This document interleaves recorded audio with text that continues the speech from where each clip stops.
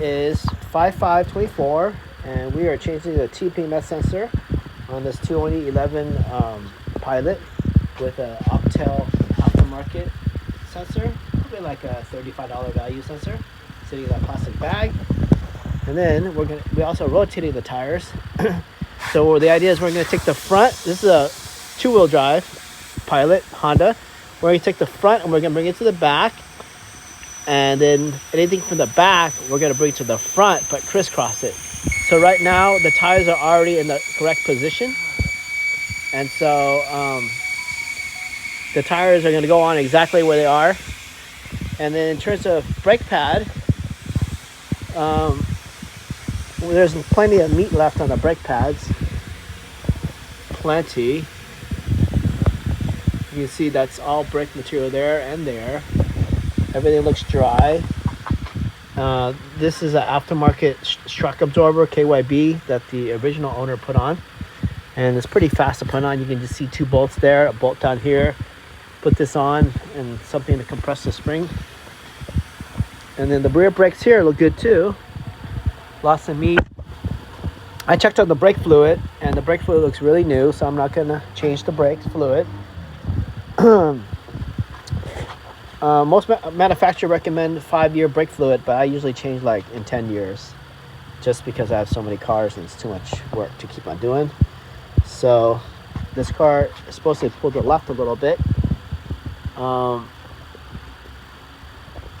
brake pads here look really good, and the brake pads on this side looks really good. So we have really good brake pads. CV boots look good. Lower control arm bushings look good. The car looks dry as a whistle. OEM cat. And then you can see that drip because that's the AC line. So the AC line is that line right there. That one right there. And then what else can we say? We can say that it is a front wheel drive because there is no shaft going in the back. Oh, there's another AC line. So it has two AC lines, two evaporators, one back there too for the rear passenger.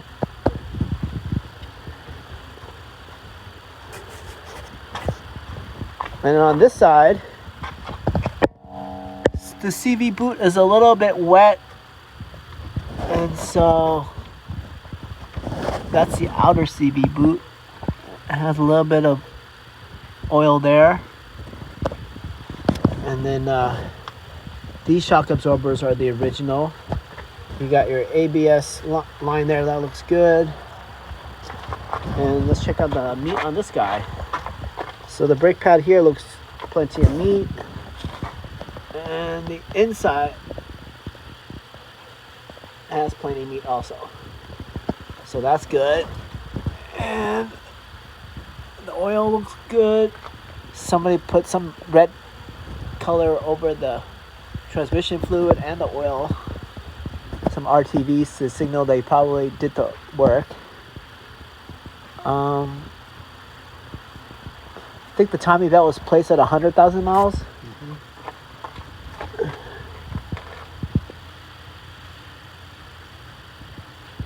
There is a pre-cat in this car. You can tell this car is not living in the snow because it's not rusted at all. So it's pretty good.